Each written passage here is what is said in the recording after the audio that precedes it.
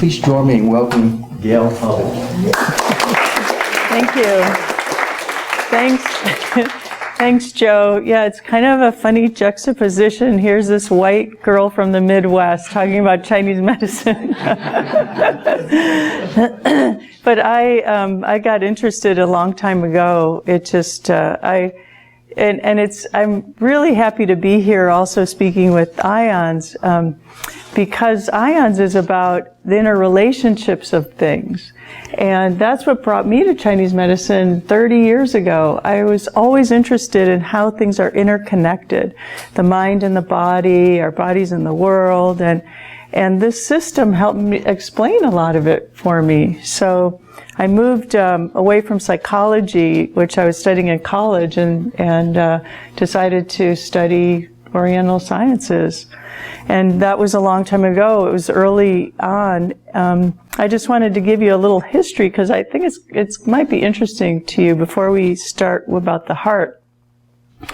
That Chinese medicine wasn't really known in America until Nixon went to China in the mid-70s, and one of the reporters that was on his trip, an entourage, do you remember? He had an appendicitis attack, and he was treated in China with acupuncture as anesthesia. Came back, wrote an article. Some MDs from Harvard saw the article and said, wow, that's interesting, let's study that.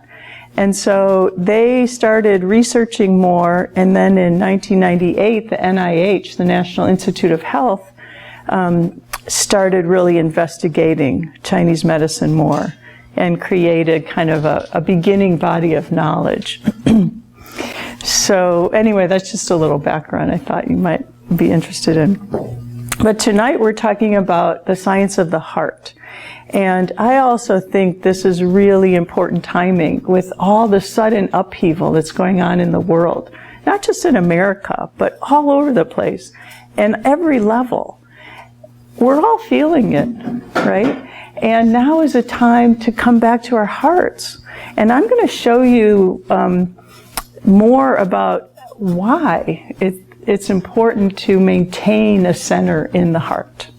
So let's just start a little from the beginning. So we know a few things about the heart. We know that it's a cardiac muscle. It's an organ that pumps blood. It sends nutrition, oxygen, hormones throughout the system. We know that there's an energetic aspect of the heart. It's a relay station. It works with the brain, and I'll talk more about that. And then we know that it's a center of consciousness, and it expresses electromagnetic wave patterns or feeling states. So tonight we're going to look at these different levels of the heart, the science of it, the wave patterns, as well as how it relates to the brain so directly, and then the consciousness.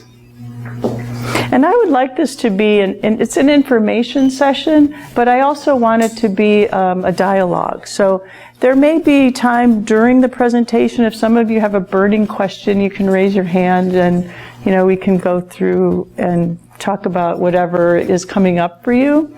And then at the end, I'll take some more questions if there are more. So you have one right now. Okay. Well, I've heard a little bit of something that made me think that some of the energy in the key system was related to that consciousness and wave patterns. I was wondering if you were going to talk about that or if there is a connection. Yes, we're getting into that right now. And I'm going to try not to use the mic, but I have a microphone. Are you in the back? Are you okay? Okay, just let me know, because sometimes my voice gets a little soft.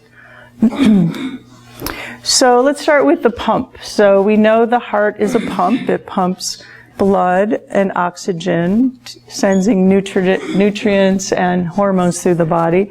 And it also takes care of carbon dioxide and metabolic waste. So it has a system where it pumps blood and through the heart into the circulatory system, into the lymphatic system, and so forth.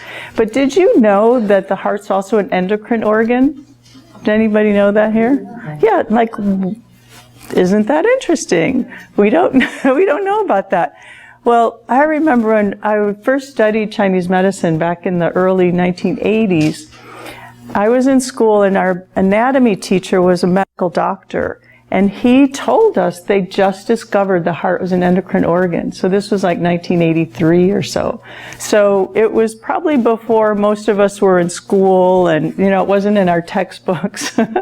But I don't know if it's talked about today, but it's, I think, a fascinating aspect of the heart to think of it as an actual endocrine organ.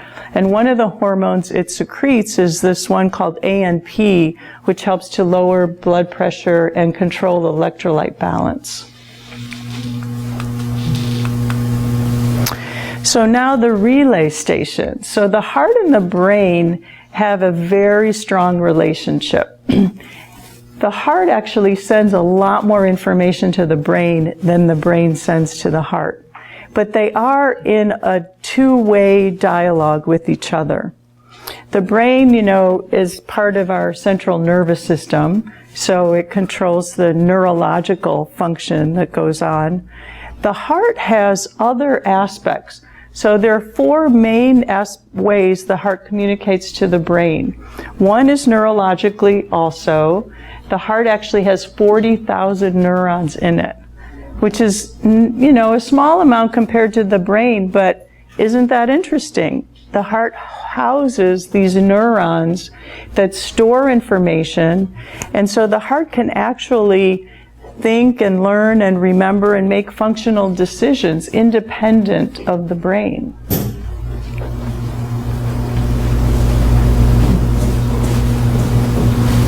Another way the heart communicates with the brain is biochemically, through hormones and neurotransmitters in the blood. And also biophysically. And this relates to the wave patterns, part of your question. So the heart has, we call it the largest oscillating organ. And oscillating basically means that it moves, right? It creates wave patterns through blood pressure, through the signals it sends to the brain, and the brain stem creates a wave pattern, through something called baroreceptors, and all of those help to control the blood pressure.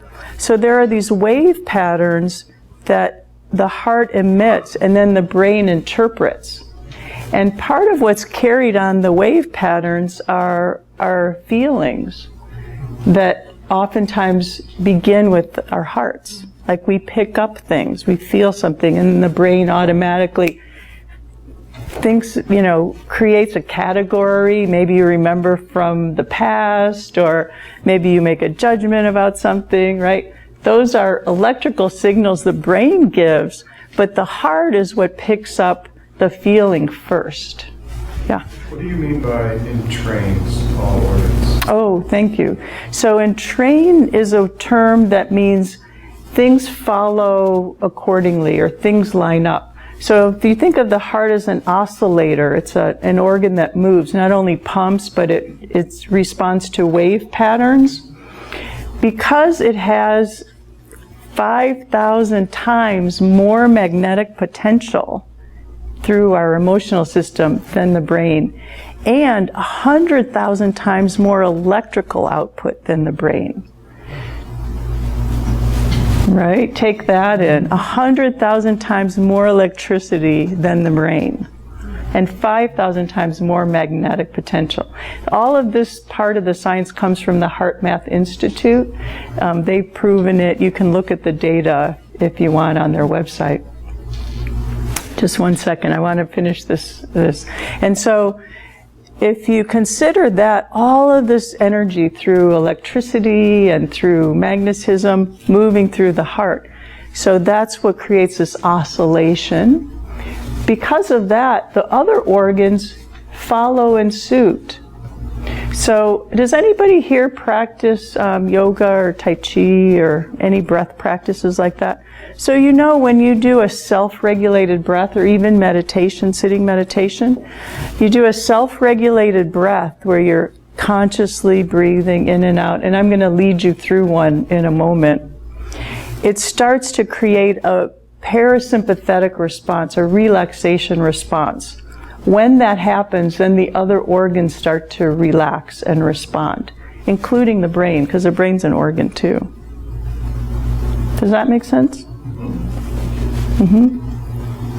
Can you talk a little bit about how it makes waves? Because when you first said that, the image that came to my mind was each time blood is pumped, that's like a wave going through the body. But yeah, that's one of the wave patterns.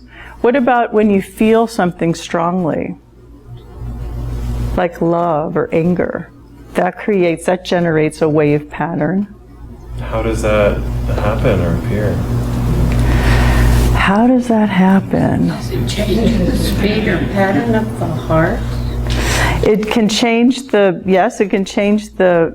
beat of the heart. It changes the blood pressure in the vessels. When that blood pressure changes, the arterial wall sends a message, a wave pattern. It also creates hormonal and biochemical changes. The induction or secretion of those creates a bit of a wave pattern.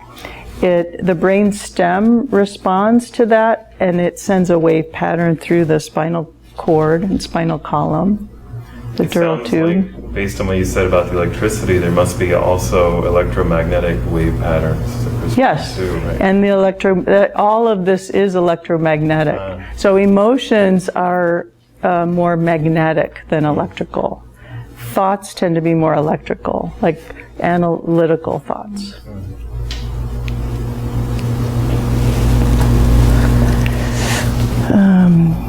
Okay, yeah, this has a lot of information on this slide.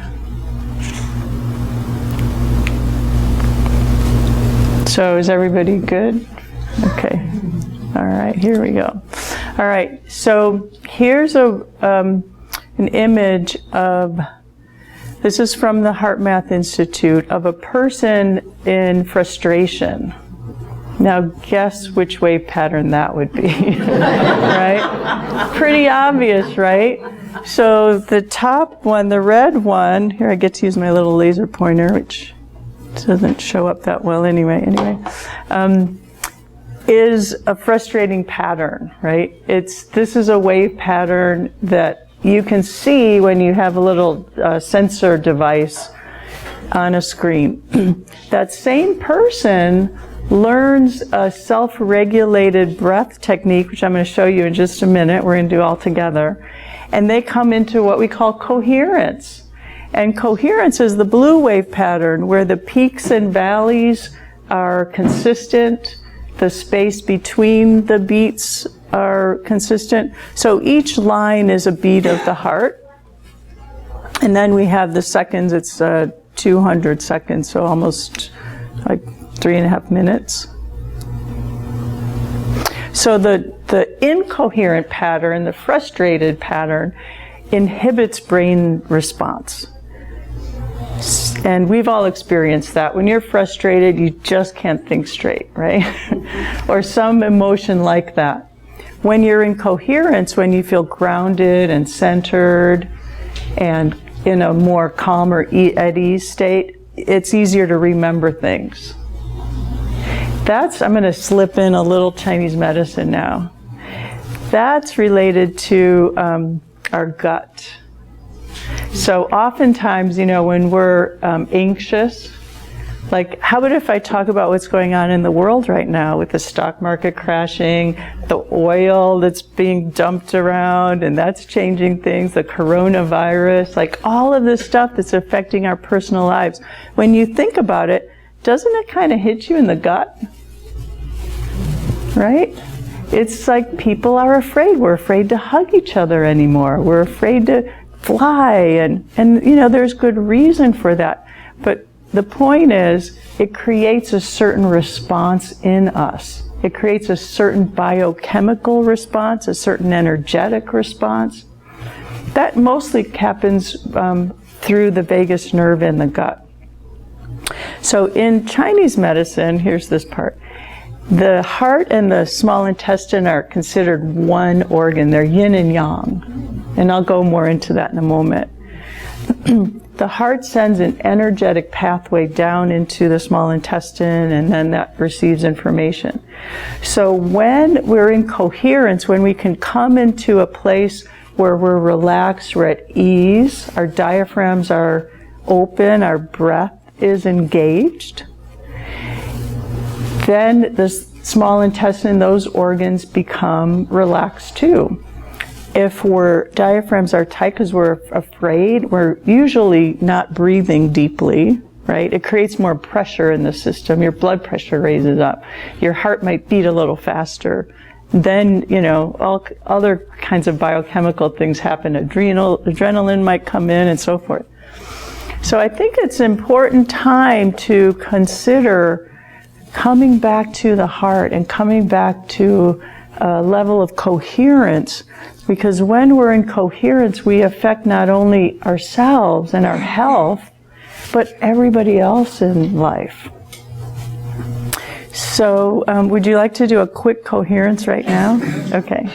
So it's kind of similar to what Joe led us through a moment ago. You just want to, just get relaxed. You can keep your feet on the floor or whatever. And I want you to just take some self-regulated breaths. So take an inhale to the count of 4, 2, 3, 4. Exhale, 2, 3, 4. We're going to do a few breaths like that. Inhaling longer and slower than normal, and exhaling. Making the inhale and exhale even. Long inhale, long exhale. And now bring your attention to your heart. Center of your chest, the actual heart. That area in your body. Connect there, like it's a window. You can breathe in and out of that window. Letting air come in as you breathe, and airflow exit as you exhale. And just continue in this nice, easy, gentle breath. Relaxing in your seat, feeling your belly open up. And now create a feeling of appreciation. A positive emotion, just appreciating being here in this room, able to breathe with these wonderful people.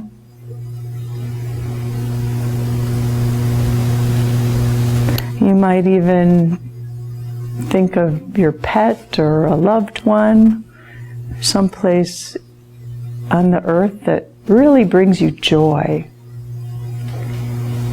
Bring that into your heart and breathe that through your heart.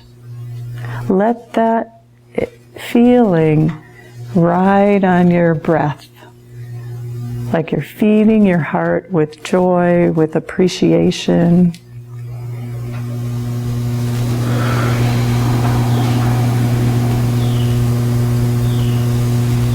Naturally, your body will start to relax.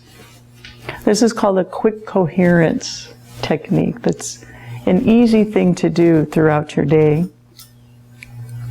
Self-regulated breath, and then bringing in a positive emotion. Focusing on the heart, because when our minds go to the heart, it actually enhances that organ. So it actually helps create our coherent pattern. That's something we do in Qigong.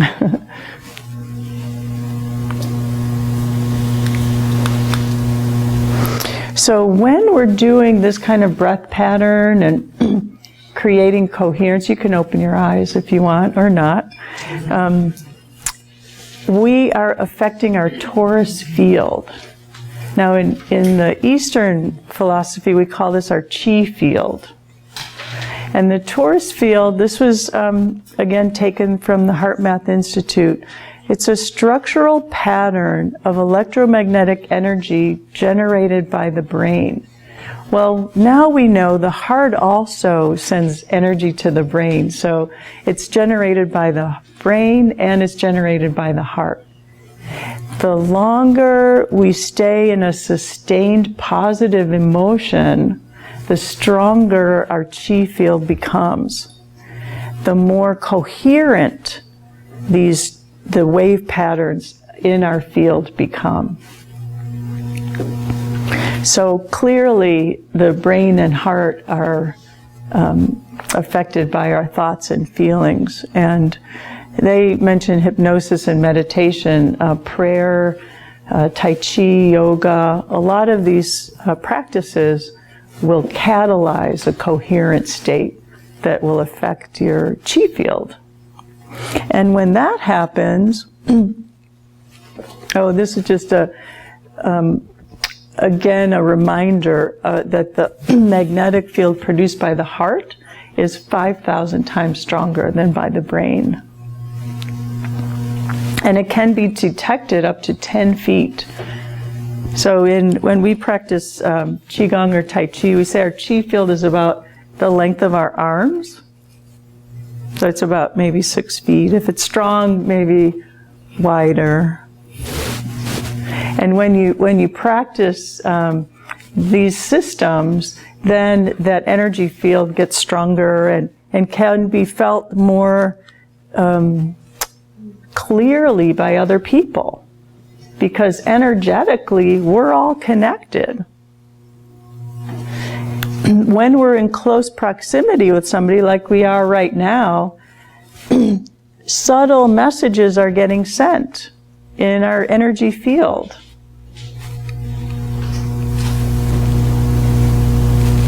So I'm really glad that we're talking about this tonight, especially with what's going on in the world today. When you come into contact with somebody that's very upset, you'll notice that, it kind of rubs off. Or if you walk into a room with people that are really joyful and happy, you notice that shift too, right? So these distinctions can be really valuable to note that we actually have that magic, that power within us. Like, we all know that. Now we can kind of see the science behind it. So consider, like, your heart is a brain. It's a center of consciousness. The more we feed it positivity, then the stronger it'll become in the world. Okay, so I'm going to move into the Chinese medicine part of this talk now. And when I was thinking about how to explain this, it's such a long and complex system, but I wanted to just start from the basics. I'm sure everybody has seen this symbol, right? The yin-yang symbol. It's kind of become cliche, but it's actually a very powerful sacred symbol, and it represents two essential forces of nature, contraction and expansion. The yin energy is the contracting force or inward moving force. The earth is considered yin. Our biology is yin.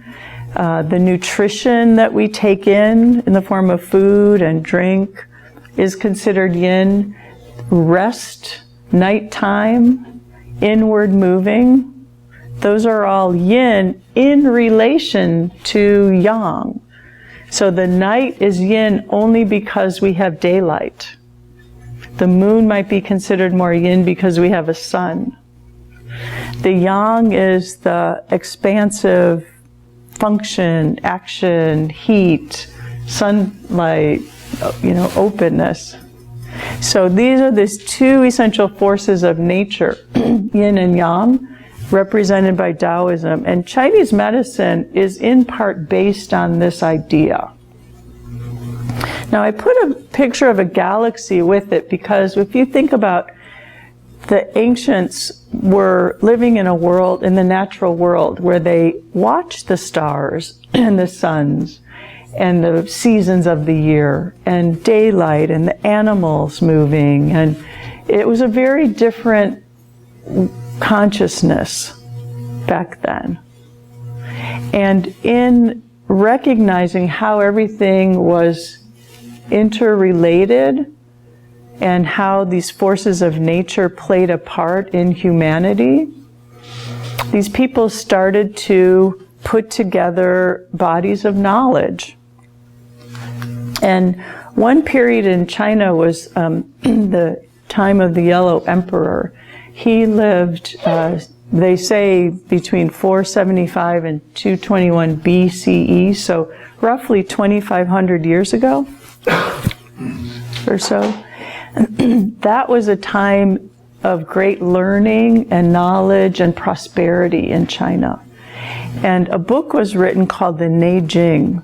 The Neijing is a compilation of Chinese medical texts. So there's poetry, there's philosophy, there's case studies taken from all over the country and compiled. And it's still today one of the classical Chinese texts that we use. Kind of amazing, right? So many years ago. The heart is the sovereign of all organs and represents the consciousness of one's being. It is responsible for the intelligence, wisdom, and spiritual transformation. That was from the Yellow Emperor from roughly 200 BC. So, like Joe said, I mean, it's so fascinating to me watching science today, technology, and Chinese medicine become more and more parallel.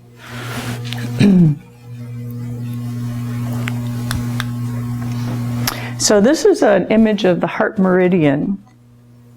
A meridian is an information network. It's a set of functions.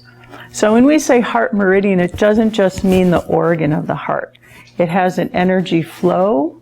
It has connections through the eyes and through the speech, through the intestines, as I mentioned. It's coupled with the small intestine, which is the yang aspect. The heart is considered yin.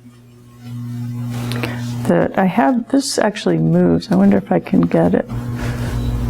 So the blue line represents the internal pathways.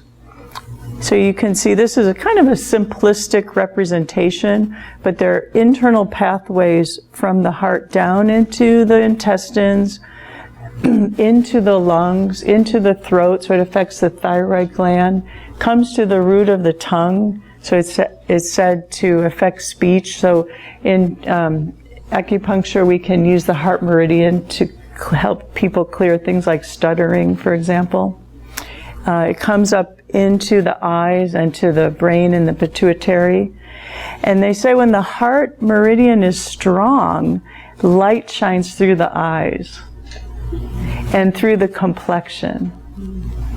So don't you feel that way? When you're feeling really joyful and you might see your reflection, you have more light, right? So that's the aspect of the heart that relates to the psychology, but also the spirituality. It's because the heart, I'm going to go backwards, because the heart holds Shen. Shen is a term for spirit in Chinese, or consciousness. We call it the heart mind.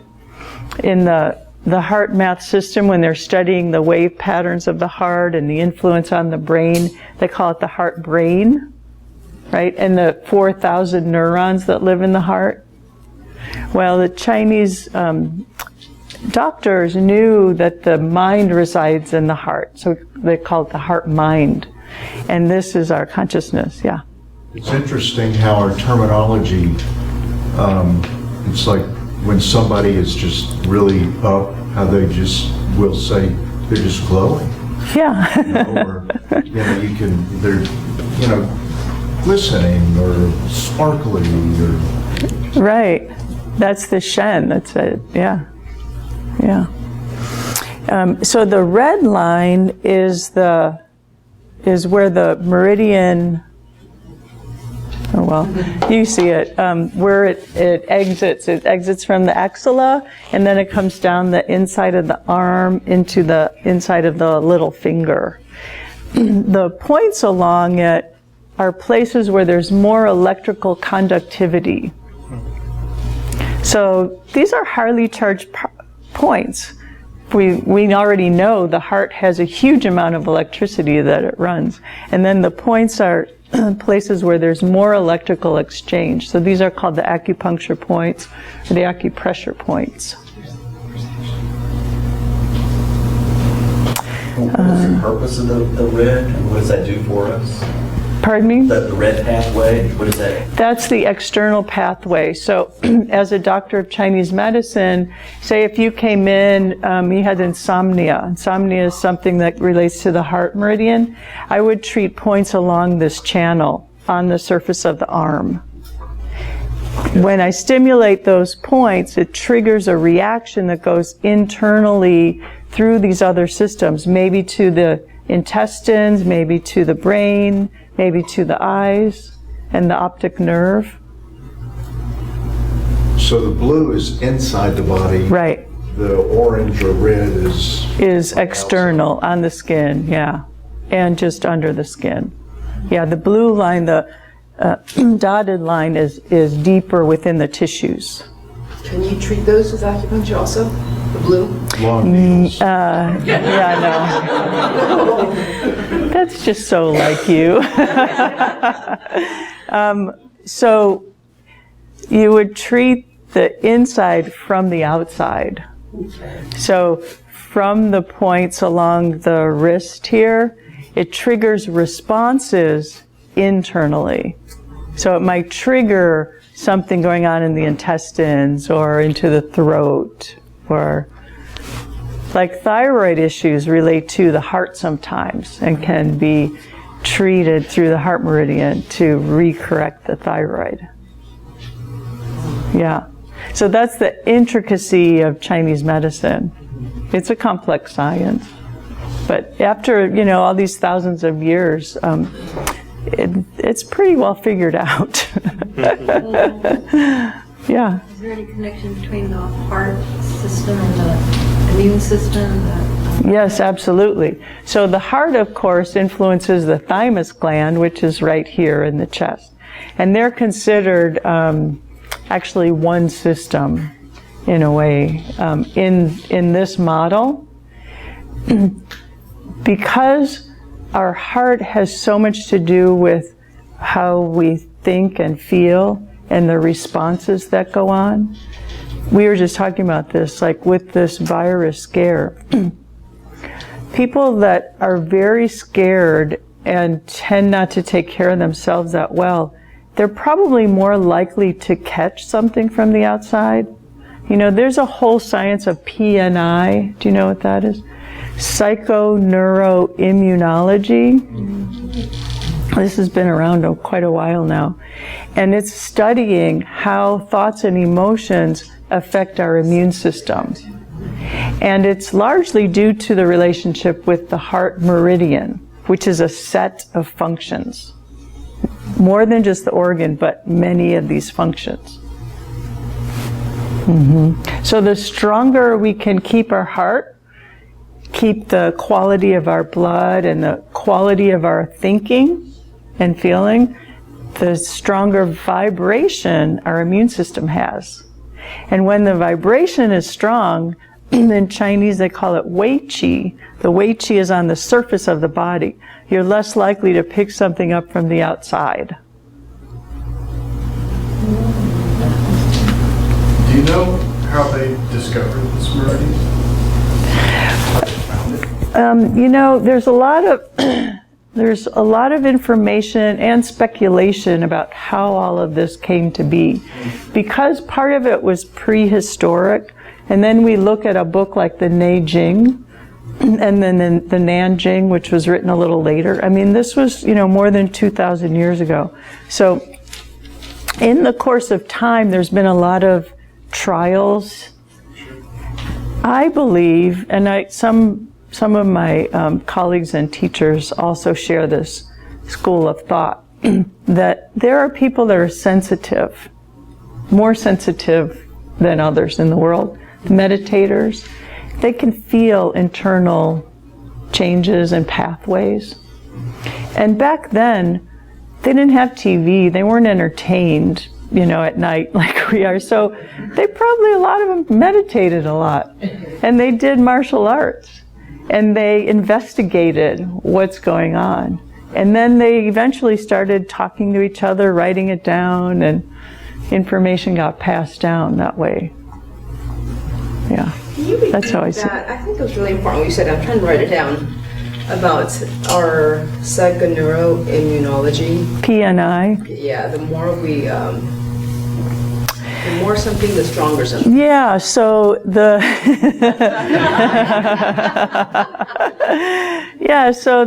the stronger we make the quality of our blood with food, the quality of our thinking and our emotions,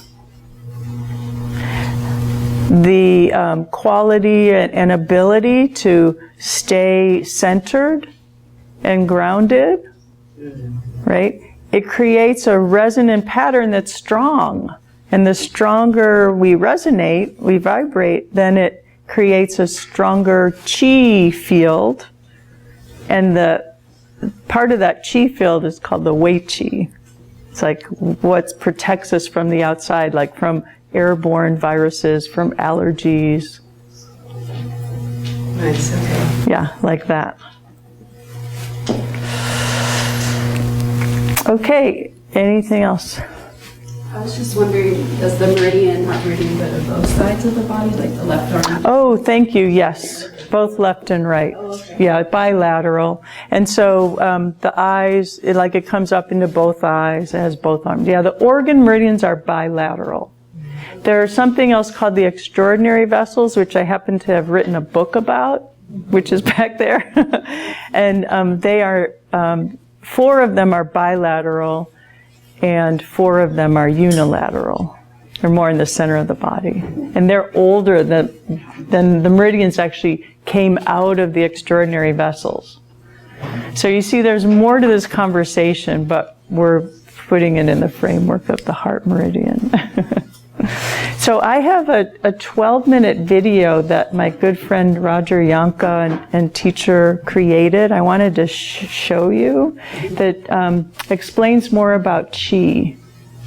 Would that be interesting? Okay, let's try.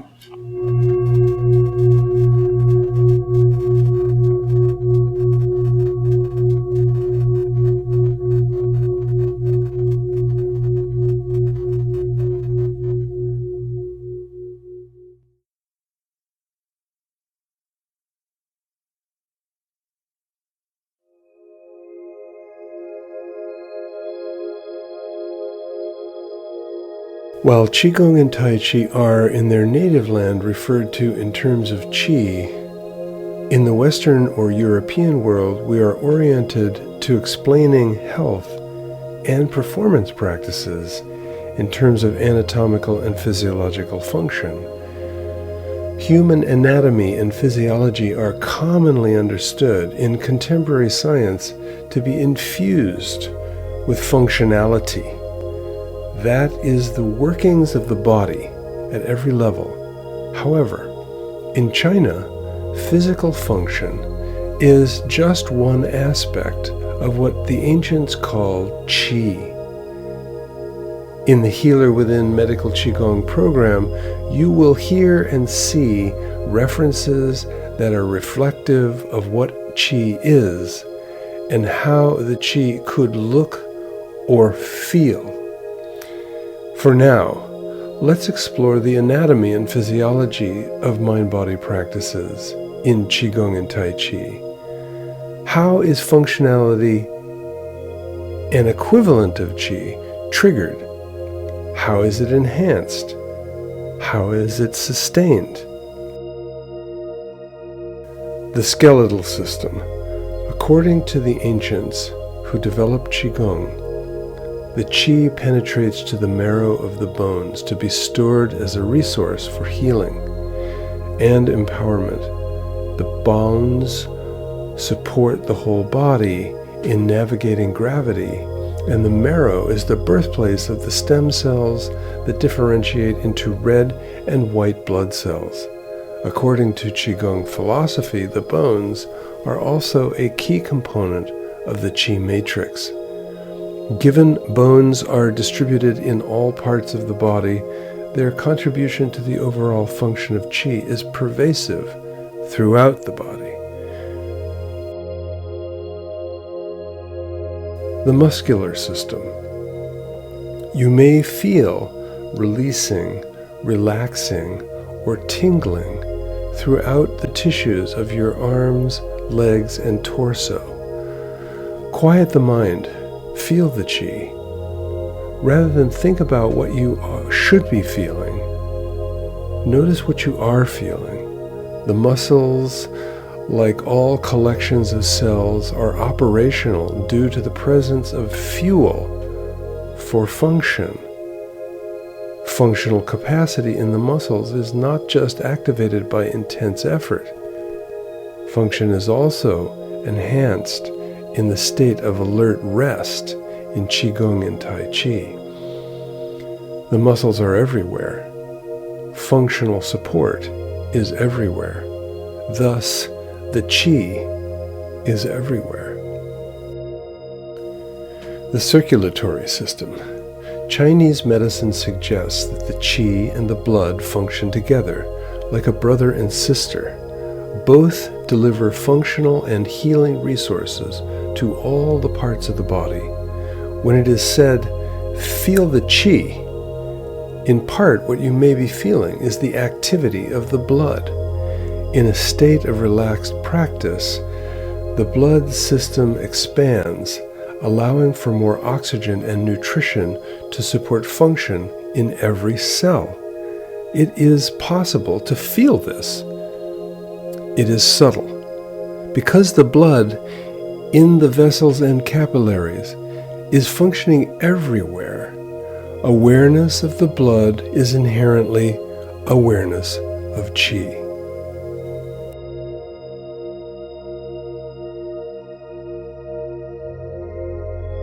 The lymphatic system and the body fluids. In Chinese medicine, all fluids other than blood are referenced as the fluids. Lymph, cerebrospinal fluid, synovial fluid in the joints, even tears. The lymphatic system is the foundation of the elimination of internal waste as well as the delivery system for the immune cells. Qigong and Tai Chi enhance the propulsion and function of all of the fluids.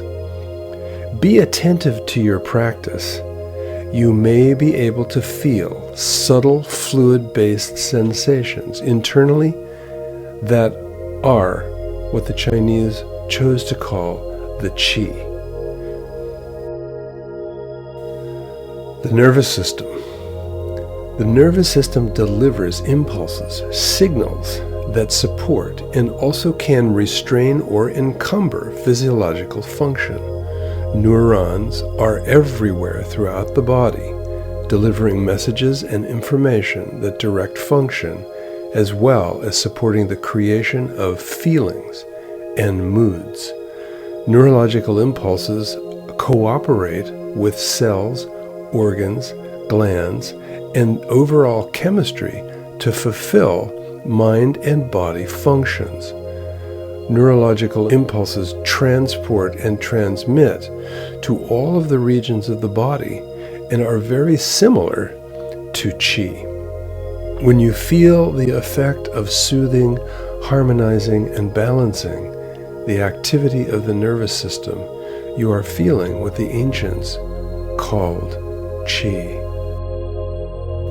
The organs, including the brain and spine. In all cultural systems, from the ancient shamanic to the present, the organs are a major focus of what we believe to be our functional capacity.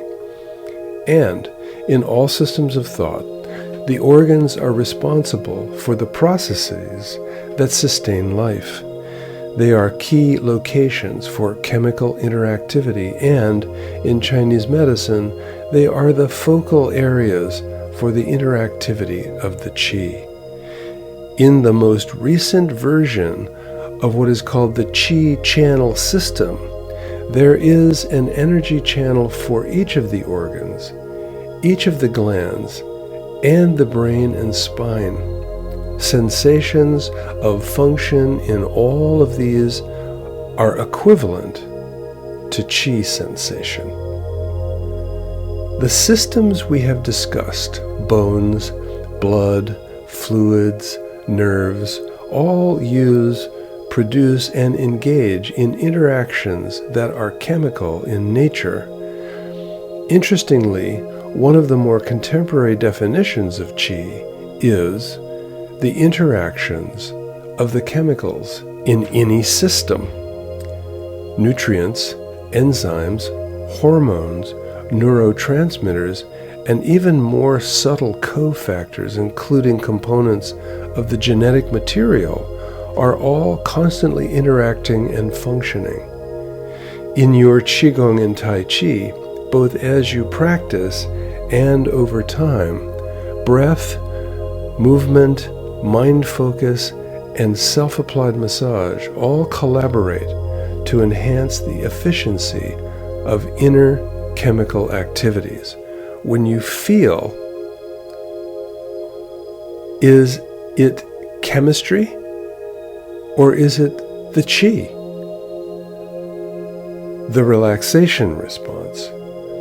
When we practice Qigong and Tai Chi, the integration of breath, body, mind, and massage all contribute to the activation of the parasympathetic nervous system's healing neurohormones and the inhibition of the sympathetic system's action hormones. In the stress response, inner function, including oxidation and inflammation, decrease well-being and can cause disease. The relaxation response, fostered by Qigong and Tai Chi, enhances the capacity, functional renewal and restoration, healing at levels as obvious as feeling relaxed and well, and at much deeper levels in the shift of the neurotransmitter profile, and even in the telomeres of the DNA.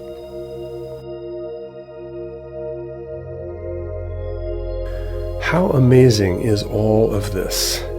These mind, body, and energetics practices, developed so many millennia ago, have influences on all the systems of the physical body. The totality of all physical function is very likely a direct equivalent of what the Chinese call qi. The function in these systems is pervasive everywhere throughout the body, just as the qi is everywhere throughout the body. Here is the most interesting part. While physical function is internal energy, qi is not. In a way, we appear to be separate physical units, person to person. However, the qi is internal and external. Maybe you have felt your own energy field, qi field. Is it possible that we are energetically connected with everyone and all things as a part of the totality, sum of qi energy in the whole world? Are we even connected with the whole universe? In the Qigong view, the answer is yes.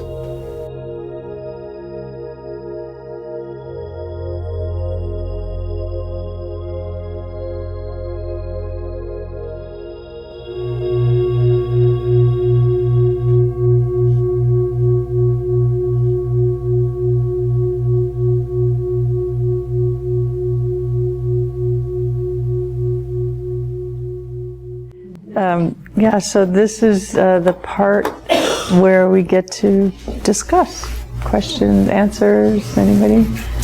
Well, I just wanted to make a comment because it kind of relates to high blood pressure. I've had high blood pressure, I do, and I take medicine for it, but every time in the morning you tend to have higher blood pressure because of what your body does at night. Sure, it's always changing. Right, and when I know it's a little high, I don't use my mind, I actually just sit, and now I realize it's my heart. I can drop it by 10 to 15 points. Yep. Just by internalizing it and not, I really don't think about it. And it's kind of amazing. I don't really know what I'm doing, but if I sit, You're probably breathing and relaxing, and then naturally your blood pressure is going to come down. Yeah. Yeah. You could do it more intentionally. You know, if you wanted, there are practices that really help that. But yeah. But you just intuitively found it. Right on. Yeah, Joe. I have a question about acupuncture. I've had acupuncture done on me for years, and I don't understand whether my practitioner is actually determining which meridians and acupuncture points to work on based on my revealing my situation to her, or whether she's actually feeling energy flow or lack of flow, or is that Or a both. combination, maybe? Yeah. Yeah. Yeah, if she reads your pulses and, you know, does more intuitive work like that, she's probably reading things that you're not saying.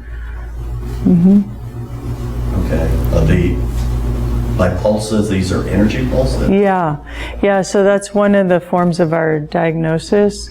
So we read the arterial pulse on the wrist, and it not only is it the blood rate and rhythm of the heart, but we can tell energetically more about each body area.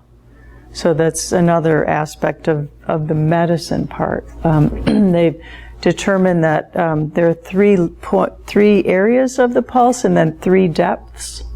And the areas relate to different body areas, and then the depths relate to qi, blood, and yin, different levels. So if I didn't reveal to her what was bothering me, she could scan my body and determine? Depending on her level, yeah, theoretically, yep. Okay. Yep. Yeah, Lynn. If someone were interested in practicing Qigong or Tai Chi, how would one go about deciding which would be best for them? Well, Tai Chi is a form of Qigong. Qigong is an umbrella term that means energy practice or cultivation of energy. So in that sense, yoga is a form of Qigong as well. And Tai Chi is a moving practice, like you saw in the video. Usually there's a walk with it. And Qigong is often done more standing, and it's more health related. Tai Chi is a martial art in its origin. Now it's practiced more for health. But Qigong was, sometimes it's practiced also as a martial art, but more commonly it's practiced for health, to develop internal strength and balance and so forth. And so it's often done standing, sitting, or lying down. It's really bringing your mind in. Like that exercise, that quick coherence I taught you, or bring your mind into your heart. Most everybody close their eyes. Well, you don't really need to close your eyes once you get how to do that. And that's actually Qigong. You're directing your mind to an area. So Qigong is a way of directing intention and using your breath, and then posture, aligning yourself. The reason I asked that question is one of my chiropractors had a person who was teaching Qigong classes. So I thought that it was like an abbreviated form of Tai Chi, but not necessarily. No, and Master Lee was very prolific in town at AOMA, the acupuncture school south, and he taught a lot of people, and so a lot of teachers practice his style. There are thousands of forms of Qigong and probably hundreds of forms of Tai Chi, so that's also something to note. Like, if you wanted to learn Qigong, then, think about, well, why do I want to learn? Is it health? Is it flexibility, and then you can kind of find your way to somebody that teaches more from that place. The style that I teach is more internal. I do some Tai Chi movements, but it's more of an internal, soft style it's called. And I actually left a paper on the table back there. If anybody's interested in learning more about Tai Chi or Qigong or has questions, after, you can email me, or I'm really open and available for that. Because I love this stuff, it's my life, so I can maybe help you get connected. I'm out in Lakeway. It's a little bit of a drive, but I can, you can come see me, or I can help you get connected in town. And I feel, I wasn't going to mention this, but I somehow feel a responsibility to mention. One of my colleagues has a teacher in Wuhan, where the virus supposedly started. And this teacher developed an herbal formula that he treated people successfully in Wuhan. And my friend sent me the formula. And so if you have a relative or something, I'm researching the herbs in that formula, and I'm going to find a way to have it created so I can have it available for people. Mm-hmm. Good. So I don't know why, but I felt like I should mention that. Yeah. So the Qigong and Tai Chi, India and China being so close to each other, how do these practices kind of develop at the same time? Oh, I love this conversation. And I don't know a whole lot about it, but what I do know is there was this guy named Bodhidharma. You know about him? So he was a Buddhist in India, crossed the mountains, came into southern China, studied at Shaolin Temple, apparently stared at a wall for 9 years or something like that, and just downloaded all of the styles that now became the Shaolin monks' fighting and internal arts. And that was a big progression of Qigong in China. And I think that happened, around, when was Buddha, 500? So around this time of the Yellow Emperor. Mm-hmm. And then in Wudong, which is a mountainous area of China, they developed Tai Chi. I went there in 2013 because I wanted to see and just kind of be in that place, or the birthplace of it. And so that came around, I think, the same time and a little bit later. But that's one way that some of that information came into China. Many of the philosophies are the same. We call it the 3 alignments, what I mentioned, the spinal alignment, your breath, and intention. It's the same as in yoga. So I've studied yoga too, and there's many crossovers. It's just the language that's different, and then the styles. Mm-hmm. Yeah, I guess we can go a little bit longer. We're almost out of time, but yeah. The order of importance, how much more important do you think it is how much more important do you think Qi is over chemistry? As far as making change? Well, as Roger demonstrated, there's no difference. Our blood is Qi, and Qi is also energy. So it's physical, but it's also non-physical. So I don't really see the distinction. I don't know how to answer that. Because I can't really separate them. Say food affecting biology over Qi affecting biology. Maybe it's a wave versus a particle. Yeah. I don't think there's a separation really. It's really more of a viewpoint. Where you're coming from. So then Western medicine, which attacks the illnesses of the heart with medicine, and can that completely be replaced with practices of meditation and Qigong? Sure. And So it should just be this resilient as. Yeah, although my belief is that why not use the technology we have today? I mean, Western medicine is exceptional at all the imaging, for one thing, right? You can see now what's going on in an organ or a joint or something. Why not use that information, and then before you go to surgery or before you take a medication, say, okay, I have this condition. Are there other ways I can treat it?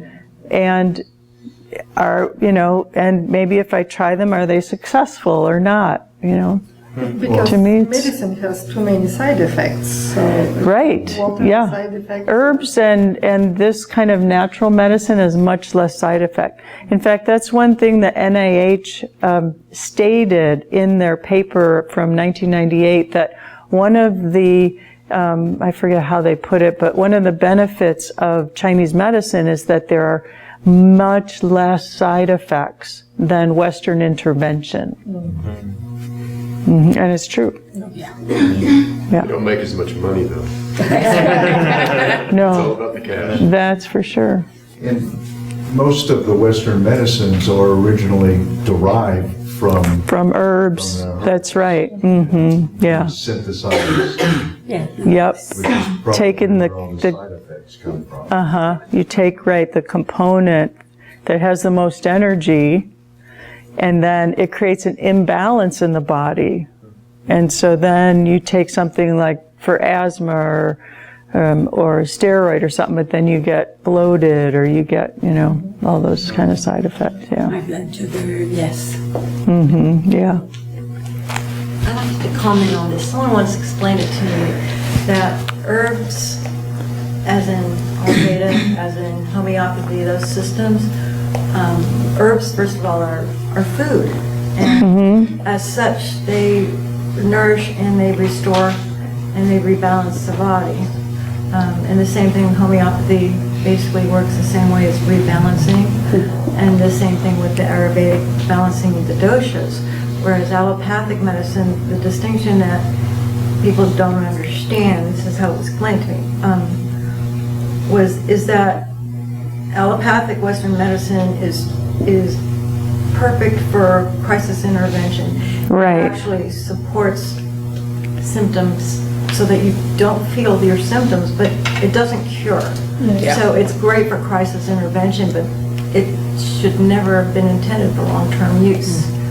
When you're dying and crashing. Yeah, I agree. It's really great for crisis intervention.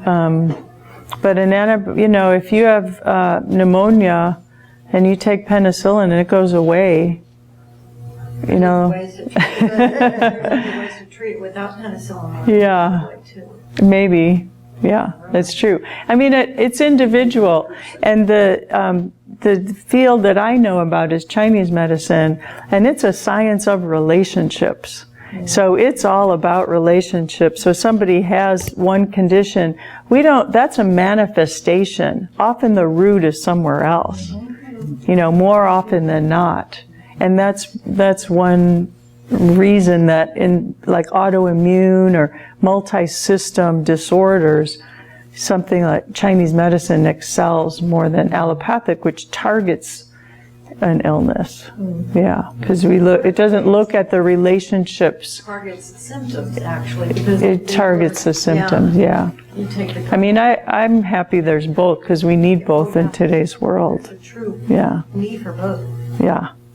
I have a quick question. So what are the ways that you go about getting to the root of the problem? Some people do testing, for example, and through the tests. So the main diagnoses are pulse reading, tongue, then we talk to people, we found out their history. I ask people oftentimes like if they know their birth history, if, the lineage patterns. Like you look at patterns and distinctions and all of that. And then after, a seasoned practitioner can take in information and kind of sort through what's valuable And then you can often find, well, where it's coming from. And now, a lot of people don't even want to know that. They just want the symptom to be gone, you know? So, yeah. Do you face situations where you have people come to you who say, I don't want to change my diet, I don't want to... Yeah. I want my high blood pressure to go. Yeah. Good luck. Yeah. The thing I hear a lot is, you are my last resort. People tell me this all the time. I'm like, well, why didn't you come to me 10 years ago? You wouldn't have, you know. But yeah. And then they expect like a miracle. Yeah. Sometimes it happens, sometimes it doesn't, you know. So does the treatment success depend on how open your patient is? Or no, it's not a placebo. Not in my clinic. No, it's not. There's science behind it. Yeah, but if someone comes to you and, like she said, I'm not changing my diet. Well, then they may or may not get better. That's it. Yeah. That's it. Yeah. Okay. Depending on what's going on with them. Yeah. So should person come when they feel sick, or should they come when they feel okay? I rather work with healthy people, right, Wendy? Wendy works for me. We like people that are smiling when they come in. Doesn't always happen, but anyway, okay. Yeah, so in the film you mentioned the breath, movement, meditation, and massage as ways to increase. Yeah, those are all the aspects of Qigong, and those are all ways to increase your vitality. Yeah, so what are the other ways, if any, to increase our Qi and to maintain healthy levels?